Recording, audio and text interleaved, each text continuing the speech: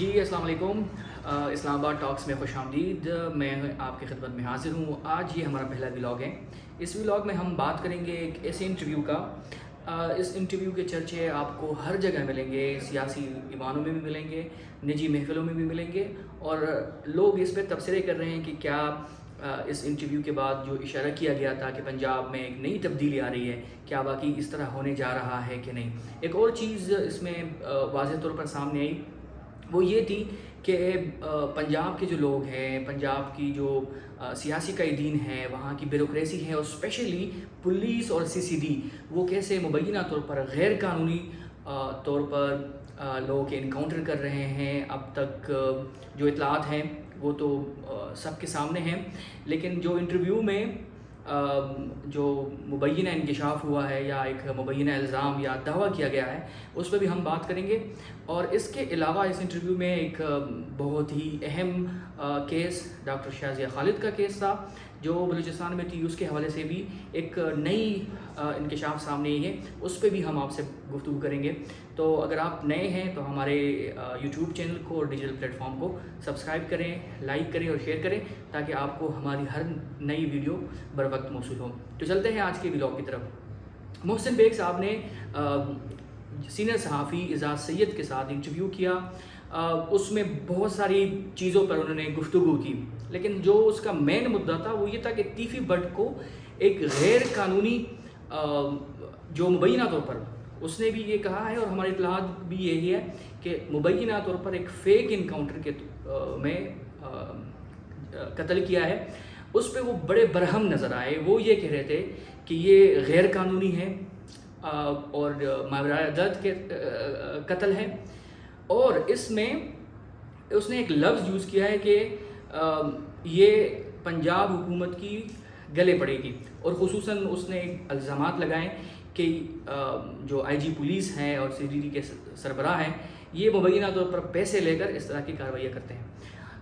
اگر آپ آگے چل کر اس انٹرویو کو دیکھیں تو آپ کو لگے گا کہ اس نے کوئی ثبوت نہیں دیے، کوئی دستاویز نہیں دکھائے، بس صرف یہ ایک زبانی کلامی حد تک یہ ایک انکشاف تھا یا ایک الزام تھا یا ایک دعویٰ تھا۔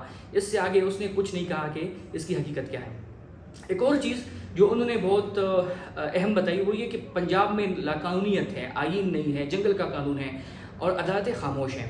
یہ بات کون کر رہا ہے؟ یہ بات آپ کو پیپلز پارٹی والے نہیں کہہ رہے، جو ابھی ریسنٹلی نون لیگ کے ساتھ ان کی لڑائی چل رہی تھی۔ یہ بات آپ کو PTI والے نہیں کہہ رہے ہیں۔ یہ کون کہہ رہا ہے؟ محسن بیگ صاحب، جو سینئر صحافی ہے، جو بزنس مین ہیں، وہ یہ کہہ رہے ہیں کہ لاقانونیت ہے۔ اب یہاں پر ایک اہم سوال جو بہت سارے لوگ اٹھاتے ہیں اور ہمارے بھی ذہنوں میں آتا ہے کہ PTI کے ساتھ جب یہ سب کچھ ہو رہا تھا، ان کے لوگوں کو غلط مقدمات میں، جعلی فیاض میں مطلوب کر رہے تھے، چادر دیواری کا تقدس پامال ہو رہا تھا، لوگوں کے گھروں پہ چھاپے مار رہے تھے، اس وقت سے لے کے ٹیفی بٹ کے مبینہ فیک انکاؤنٹر تک آپ دیکھیں نا، محسن بیگ صاحب نے کبھی اس طرح کی کوئی بات نہیں کی کہ آئین کیا ہے، عدالتیں کیوں خاموش ہیں، اور اس کے علاوہ جنگل کا قانون کیا ہے۔ لیکن جب اس کے اپنوں پہ بات آئی یا اس کے جاننے والے ایک واقفیت والے پہ بات آئی، تو اس کو یہ سوٹ کر رہا ہے یا وہ یہ کہہ رہا ہے کہ جنگل کا قانون ہے اور یہاں پہ عدالتیں بھی خاموش ہیں۔ 400 سے 500 لوگ جو ہے وہ اس فیک انکاؤنٹرز میں ابھی تک قتل کیا جا چکا ہے مبینہ طور پر، جو وہ اس انٹرویو میں کہہ رہے ہیں۔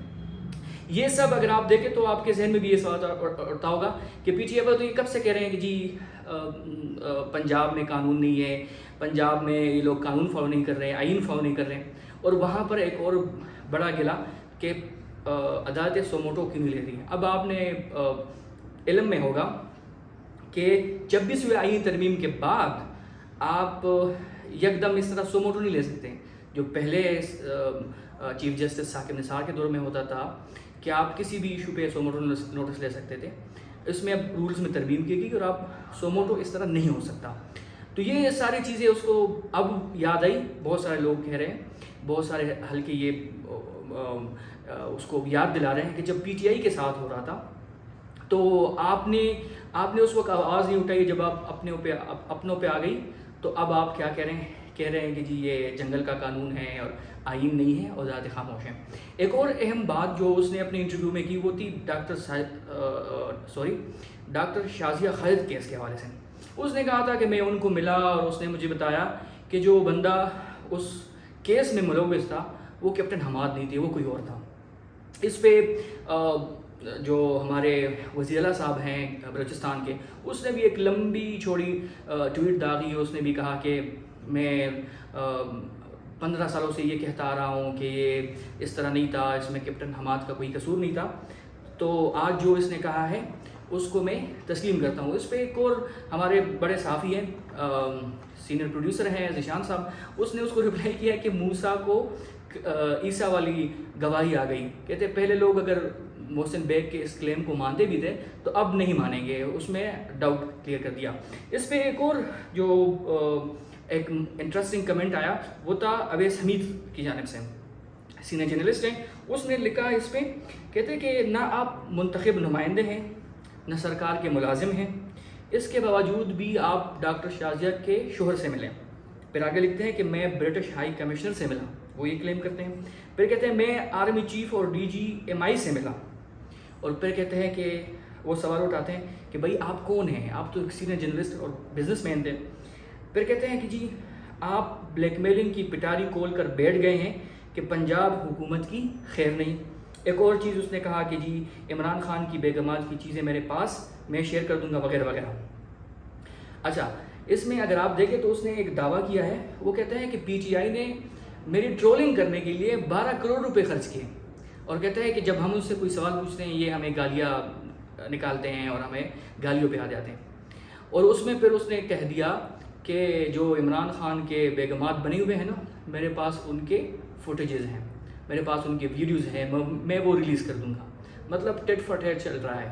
اگر آپ کو ایک عام بندہ، یا میں اس کو بالکل ہی جسٹیفائی نہیں کر رہا کہ ٹویٹر پہ آپ کسی کو گالی دے دیں یا سوشل میڈیا پہ آپ کسی کا مذاق اڑائیں، لیکن اس طرح کی آپ کسی کو بھی دھمکی دے دیں تو وہ بھی صحیح نہیں ہے۔ ایتھیکلی یہ صحیح نہیں ہے کہ میں کسی کو کہہ دوں کہ آپ کے جو آبجیکشنیبل ویڈیوز ہیں یا آپ کے غیر اخلاقی تصاویر یا ویڈیوز یا گفتگو وہ میرے پاس ہیں، اور اگر آپ میری بات نہیں مانیں گے تو میں اس کو ریلیز کر دوں گا۔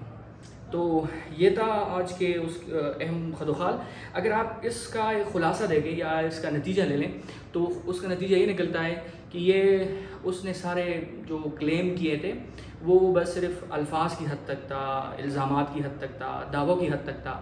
اس نے اس حوالے سے کوئی ایویڈنس، جو ابھی ہم نے جتنی بات کی، کوئی ایویڈنس نہیں دیا۔ اس نے 500 سے 600 افراد کی جاں بحق ہونے کی اطلاع دی، لیکن اس کا بھی کوئی ذکر نہیں تھا کہ اس نے رپورٹ کہاں سے پڑھی یا اس کی ویب سائٹ پر، CCD کے ویب سائٹ پر یہ ہے۔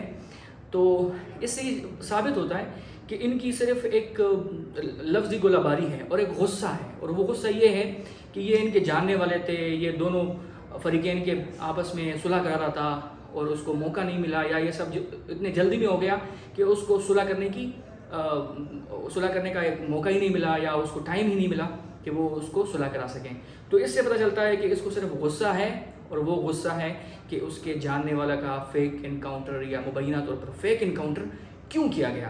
اس کے علاوہ بیگ صاحب کو اس سے سرد نہیں ہے کہ وہ یہ کہیں کہ جی پنجاب میں قانون ہونا چاہیے کہ نہیں ہونا چاہیے، آئین ہونا چاہیے کہ نہیں ہونا چاہیے۔ ایک اور اس سے ایک بات یاد آئی، اس نے تو یہ بھی کہہ دیا کہ اسٹیبلشمنٹ جو ہے وہ مریم نواز سے خوش نہیں ہے۔ تو اعجاز سید نے پھر اس سے سوال پوچھا کہ کیا تبدیلی آنے والی ہے، تو اس نے کہا میں تو اس طرح کچھ نہیں کہہ سکتا، لیکن آنے والے دنوں میں آپ دیکھیں گے۔ مجھے یاد پڑتا ہے جب اس نے 2021 میں دعویٰ کیا تھا کہ عمران خان ابھی جا رہا ہے، اس ٹائم کسی کے وہم گمان میں بھی نہیں تھا کہ عمران خان چلے جائیں گے، لیکن پھر ہم نے دیکھا کہ کس طرح نو کانفیڈنس ہوا اور اس کو کیسے عدم اعتماد کے ووٹ سے پارلیمان سے باہر کیا گیا۔ تو یہ تھی آج کل مختصر ولاگ، اس پہ آپ ہمیں اپنی رائے دیجیے گا، اور اگر اس حوالے سے آپ کچھ جانتے ہیں یا کچھ ایڈ کرنا چاہتے ہیں تو اس سے لازمی آگاہ کیجیے گا۔ ملتے ہیں نیکسٹ ویڈیو میں، اللہ حافظ۔